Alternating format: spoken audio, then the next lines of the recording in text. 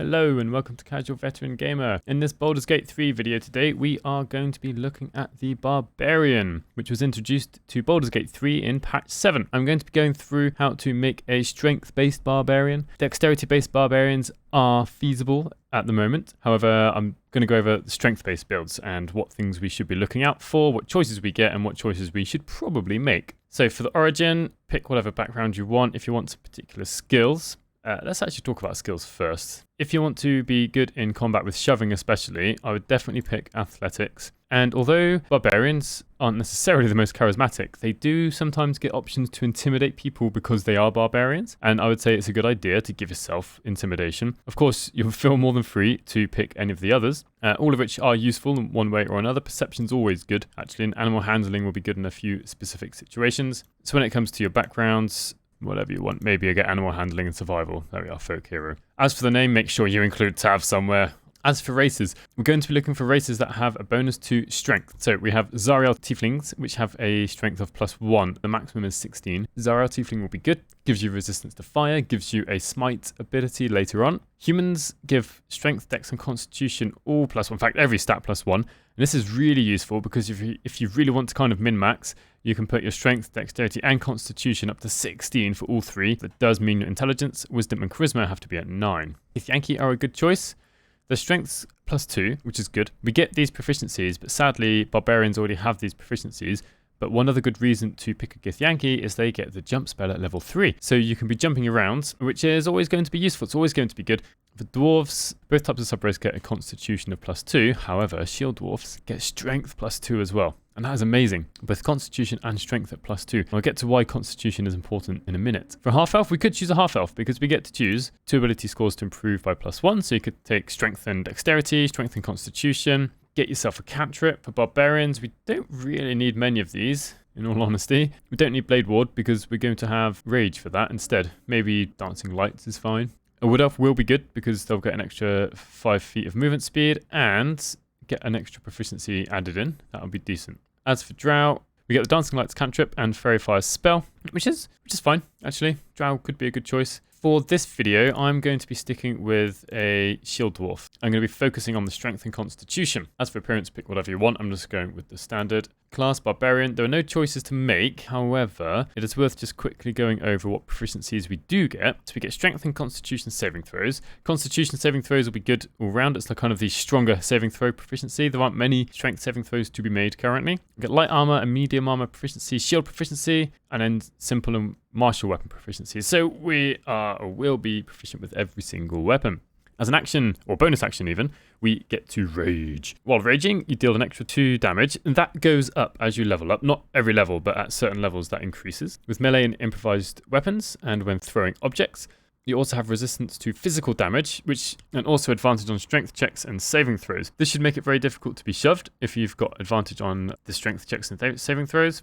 And rage ends early if you haven't attacked a creature or taken damage since your last turn. So the idea with the barbarian is you go into rage in combat and just jump in and kind of don't really care about how much you get to hit. Because for, at least in melee, they'll be taking half damage and they've got extra hit points compared to all the other classes. Now, something that wasn't mentioned in the panel from Hell really was this unarmored defense. So while you're not wearing armor and your barbarian doesn't start with any armor, while not wearing armor, your armor class will include your constitution modifier as well as your dexterity modifier like normal. Now it's a bit strange that down here in unarmored defense it says wearing heavy armor impedes your rage. Basically you can't rage while wearing heavy armor. That shouldn't be much of a problem. You're not proficient with it. No race is proficient with it. It'll be quite difficult to find some heavy armor you're proficient with. So it means if you max out your constitution and dexterity, you can have a decent armor class. Not very good, it's not amazing.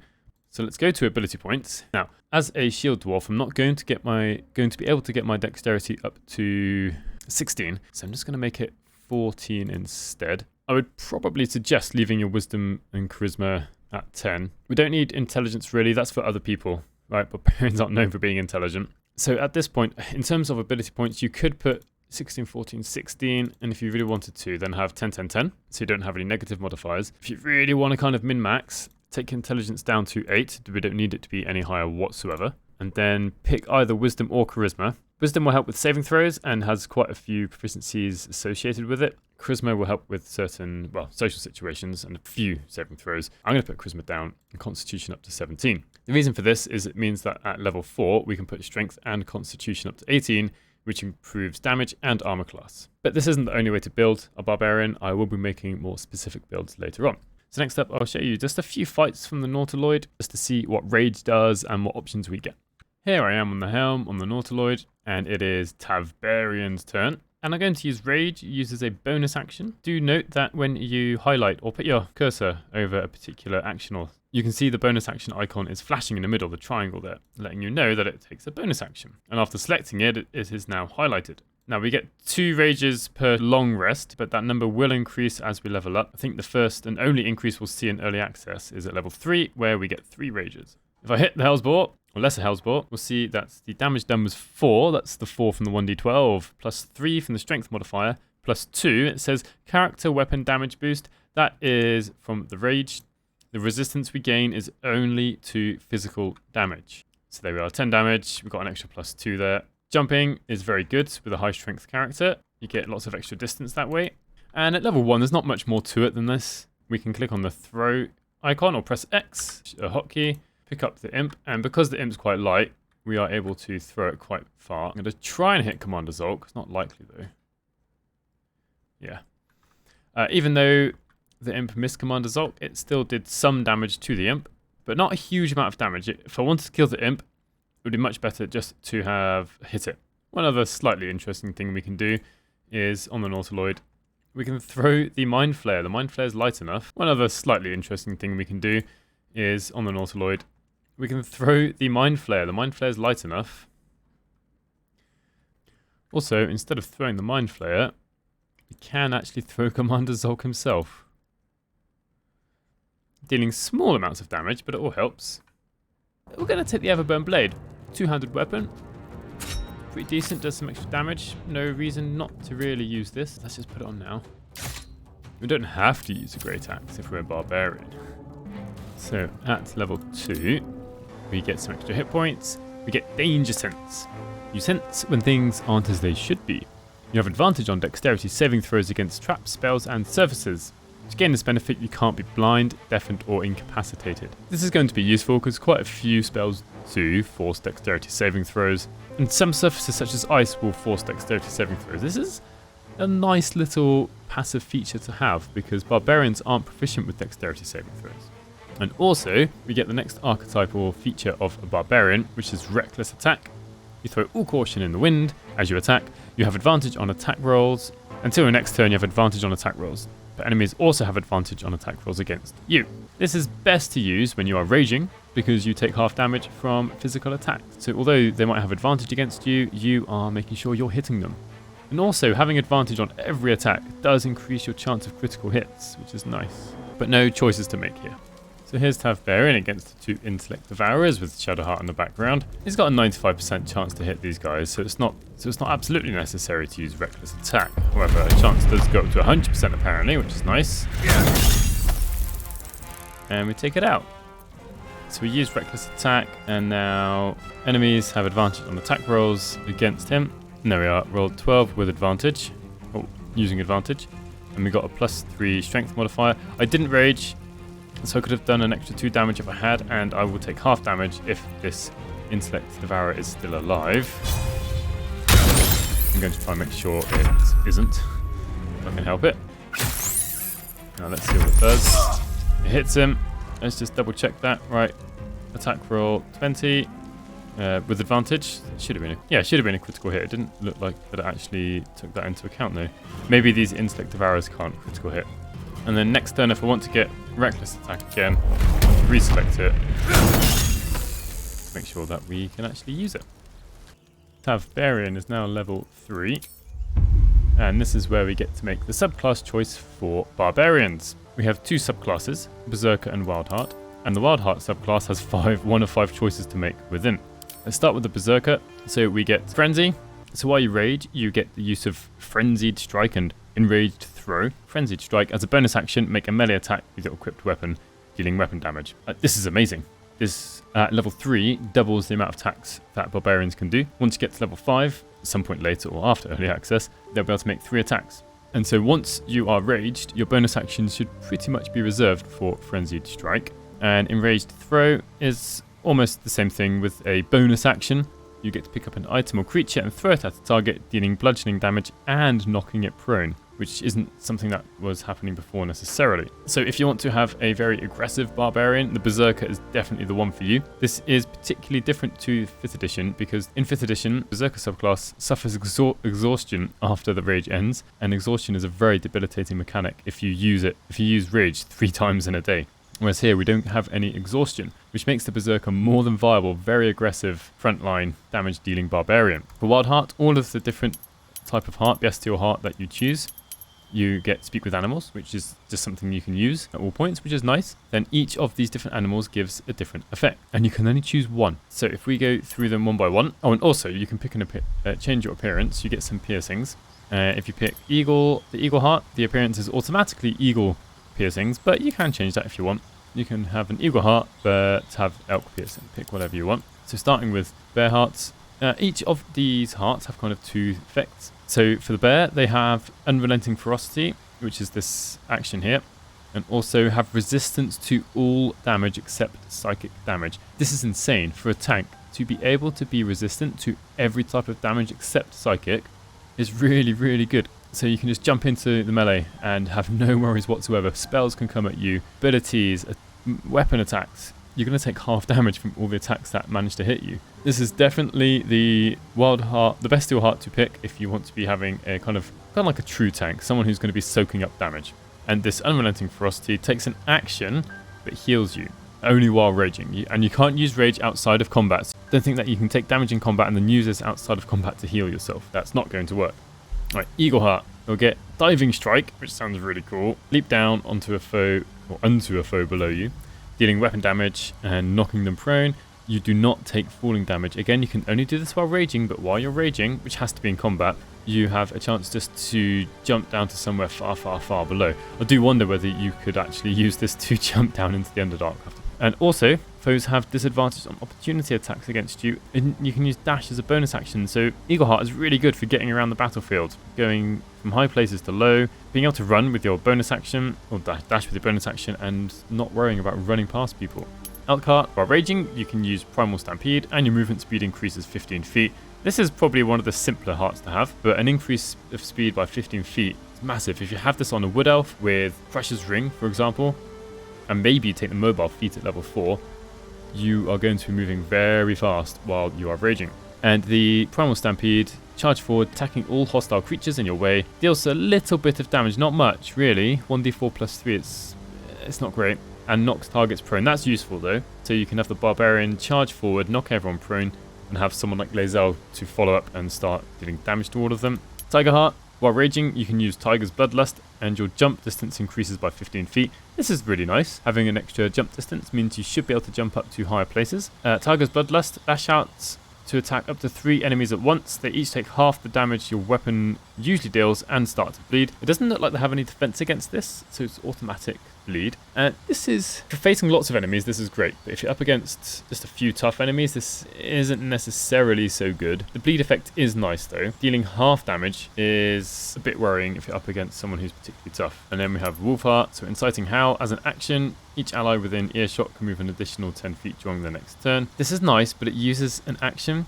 And as a barbarian, I would rather be using my action to get into combat most of the time. And I'm probably not going to be going into rage unless I know I can get into melee range within that turn. And then while in rage, this is actually really good, this bit here.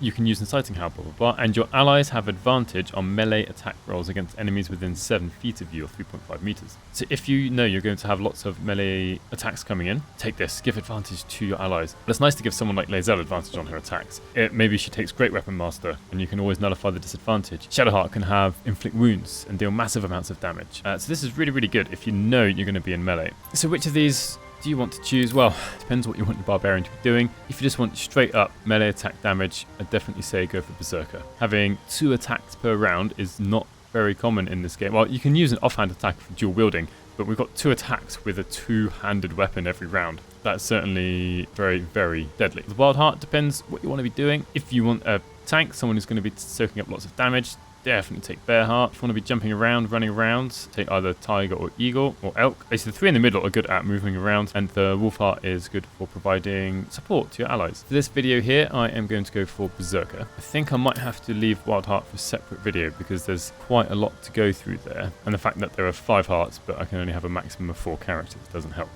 So as I went through in character creation, we do get some barbarian dialogue choices. There won't always be intimidation, but that does seem to be the whole barbarian thing. Strong, angry, scary.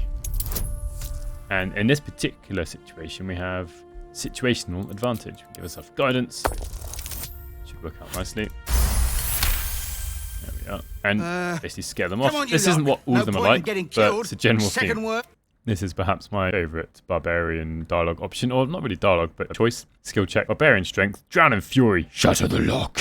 And we have advantage on it as well. And we can give ourselves guidance.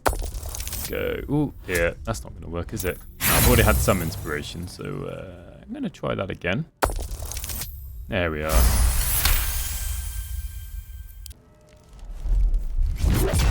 Let's dump the book.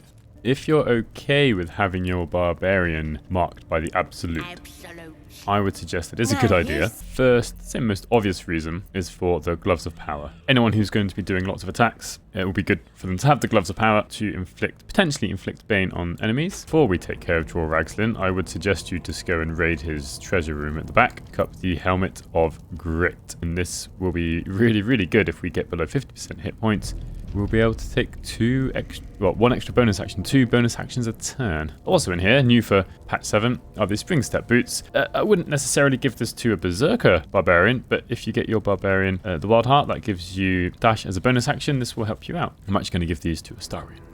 So this barbarian managed to get to level 4 before we fought from going to fight Dror Ragzlin. And I'd say there are probably 2 decent choices to make here. 1, we could put the strength up to 18 and constitution up to 18, thereby increasing the chance to hit and damage. And maybe, then constitution at 18 gives extra hit points and an extra armor class if we're not wearing armor. And actually, I've realized at the moment I haven't got this barbarian wearing armor. Probably should, and I'll get to that later. In fact, I'll go to speak to Lae'zel. Now the other, I think, amazing choice is Great Weapon Master. Now, using Great Weapon Master to get the plus 10 damage, you make the attack roll with a -5 penalty, but if you're using Reckless Attack, that is as good as negating the -5, and you get an extra plus 10 damage. But unfortunately, if you are frenzied, or if you're in rage, as a Berserker, this extra bonus attack if you kill someone isn't going to come up quite so often, especially if you're raging. If you're using one of the other subclasses, one of the Wildheart choices, then this is actually really good. It stacks very well, because if you do manage to kill someone with your main attack, then you're going to get a bonus attack action as well in that round. Or if you score a critical hit, which is more likely when you are using Reckless Attack. I'm going to take Great Weapon Master, because the hope is, if we go see Auntie Ethel, we can put our strength up to 18. It's not completely necessary to do that. You don't have to go and speak to Auntie Ethel if you're not planning to put your strength up to 18 through either an ability score improvement or by speaking to Auntie Ethel. There isn't much point in putting your strength at 17. If you know what feats you're going to take, and if you know what choices you're going to make, then you could quite happily put your strength and constitution at 16 and then increase some of the other stats, perhaps your charisma. There have been quite a lot of intimidation checks coming up purely because this character is a barbarian. Maybe you want to increase your wisdom because you want better saving throws, or just want to increase your skill checks. If you don't know what you're doing at level 4, then maybe you do want to leave the option of having strength at 17. Having the constitution at 17 isn't so important. You're not planning to put it up. Anyway, I'm going to take Great Weapon Master in an attempt to show you how great this will be. So before I start the fight, I'm just going to jump in here. I've got Great Weapon Master on. Check that. Go to the Passives tab, and it says Great Weapon Master All In. And if I hover over the sky while holding control, it says 50% chance. That's not that great. I wouldn't usually recommend that. However, if I use Reckless Attack, it's 75%. In all honesty, it's probably a bit over the top to use it on this guy because he's only got 6 hit points. Perhaps I'll use it on this other guy. He's got a slightly lower armor class apparently. Let's go. Hit it. 28 damage. Right, he's got an extra bonus action. We'll see just how great he'll be here. So it's the Barbarian's turn. We're going to use Frenzy, which takes up 1 bonus action. But we still have the ability to do 2 attacks this turn. I don't really care about this. Attack, 3 damage, whatever. Because actually, this Sharp Eye is the one who summoned them. And also with Cloud of Daggers, let's see. Yeah, taking extra damage, knocking that guy prone. And now that warg is gone. It didn't actually do a huge amount of damage with the throw. More to do with the fact it went through Cloud of Daggers. That is something you're going to be able to set up for yourself. If you set up some sort of AoE, you'll be able to hopefully throw enemies through that AoE. So last turn I took a potion of haste, so I got an extra action, and now he's below 25 hit points. 2 actions, 2 bonus actions for a few turns. Fortunately, I haven't already raged. So I'm hoping we're going to be able to just slice through these guys. I've got the Great Weapon Master all-in option chosen. I'm going to go for Reckless Attack.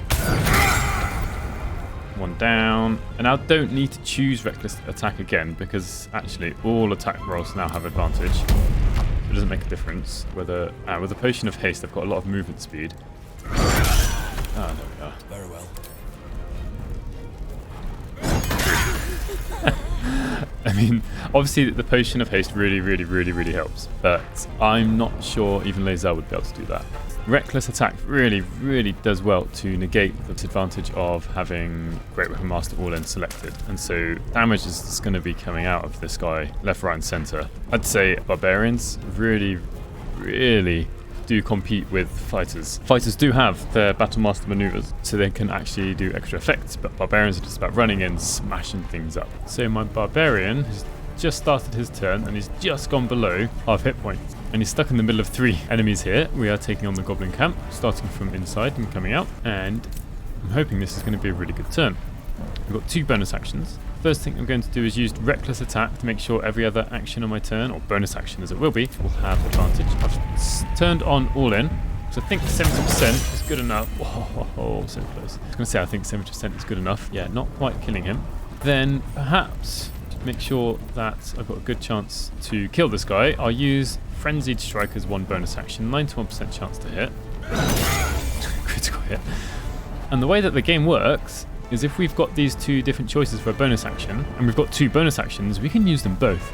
So now I can pick up Gribbo, or in fact, since I killed someone, even better, I can use my Great Weapon Master bonus attack to then kill Gribbo. But had I not killed the bugbear here, I could have used Enraged Throat on Gribbo. So yeah, I think that turned into a relatively nice turn, killing 2 enemies, one of them quite dangerous actually. Probably the last very dangerous creature on the battlefield. In case you were wondering what the Tadpole power is, I have picked it up this run. So it's called Endless Rage. While raging, you deal an additional 1d4 slashing damage with weapon attacks, but receive 1d4 psychic damage each turn. Prevents rage from ending early. So if you're on a spread out battlefield, this can be quite useful because if you don't manage to deal damage or attack an enemy or have damage done to you, rage can end early, and that's always frustrating. It takes a bonus action to do this. So let's do that.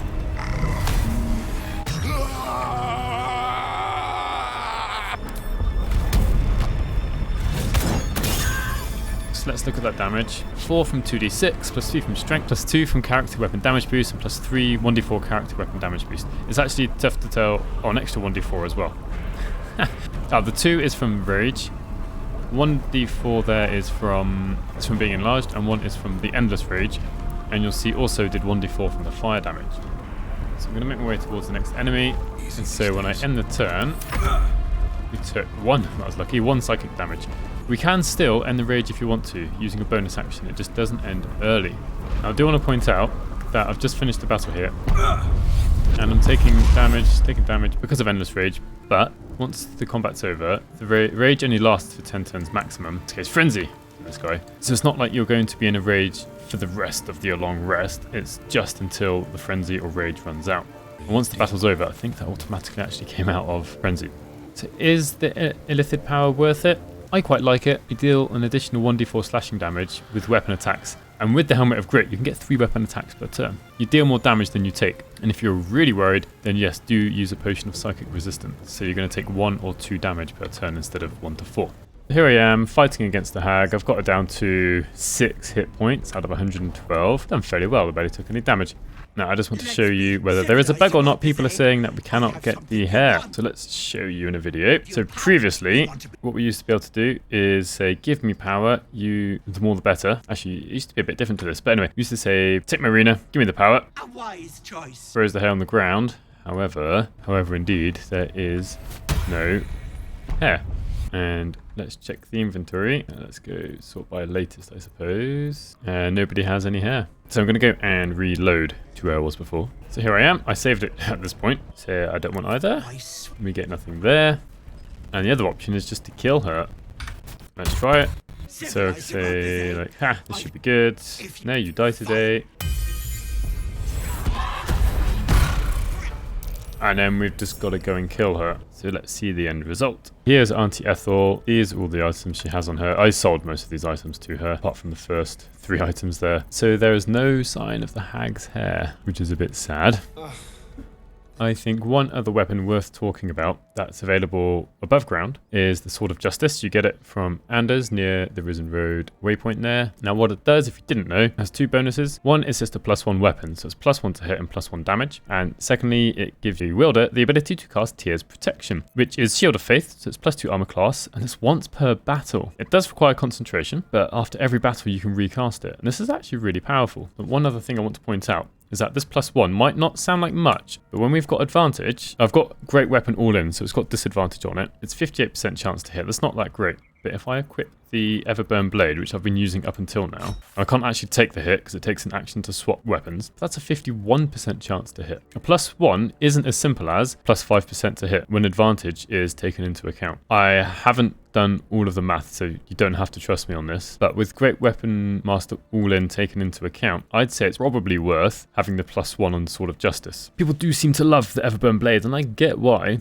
It's an extra 1d4 fire damage constantly, so on average, that's an extra 2.5 damage per hit. The Sword of Justice does an extra +1 damage per hit, so the difference is only +1.5. But you've got to take into consideration the Sword of Justice is more likely to hit. And with that Great Weapon Master all-in, you're going to end up hitting enemies more often and getting that +10. And remember that +10 is a fixed amount. However, obviously, if you're going up against an enemy that is vulnerable to fire damage, such as the Woodwards, then the Everburn Blade is almost certainly going to be better. And remember, the other benefit of the Sword of Justice is an extra 2 armor class, especially on a barbarian who's not probably going to be concentrating on anything else. It is very much worth it. Now, unfortunately, using Tears Protection takes up a bonus action, so you really want to do this before combat.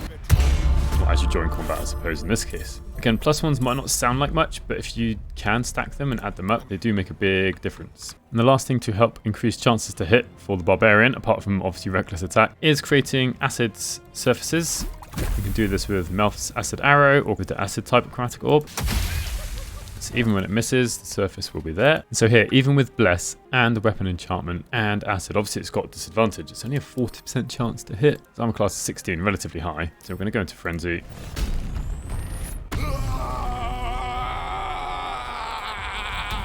So with advantage, we've got a 64% chance to hit. I don't like those. If it hits, it's great, but I must admit, this is going to be up to you whether you want to use Great Weapon Master or not. I much prefer an 88% chance to hit. Obviously, at that point, the Everburn Blade might have been better because it would have done more damage, but it would have been a lower chance to hit. And there are other weapons to use as well, but those, I think, are just 2 of the most powerful ones that are available relatively early on. So just to summarize the Barbarians one last time, generally a high strength will be good, but Dex Barbs will be feasible. You might not want 17 Constitution, it doesn't need to be that high, but having it 14 or 16 would be good. Generally, you do want to have some medium armor equipped. You can get half, okay armor classes without medium armor, but there's no reason not to considering the armors available in the game. Make sure you have a good melee weapon, one of your choice, and I would also suggest always having some throwable weapons available to you. I didn't show it in the video, but I used the Vision of the Absolute to throw at some of the spiders, and it does the extra damage. I've also got the Watcher's Guide to throw if I want some piercing thrown damage. There isn't usually much difference between the slashing and piercing. I don't have any, but light hammers do bludgeoning damage. You could throw those as well. Amulet of Misty Step can be useful, especially on characters who have a low movement speed. Crusher's Ring will always be useful, especially on melee characters. I would suggest the Helmet of Grit because some of the Barbarians, especially the Berserker, have an extra bonus action attack. As for level 4, +2 into your attacking stat, strength or dexterity will be a good idea. And then also Great Weapon Master, I really do think is a good idea since we can always have advantage on our attacks. Barbarians are made for running into the fray, running right up to enemies and just whacking them with their weapons on the way, throwing whatever they can. So let me know whether you like the Barbarian or not. From some of the polls I've been running, people do generally like them. Let me know of your favorite subclass. Mine so far is the Berserker because I just want a lovely aggressive Barbarian, but the Wild Heart can provide lots of alternative choices and versatility to your build. If you made it this far, please do consider subscribing. Thank you very much for watching, and hopefully I'll see you in the next one.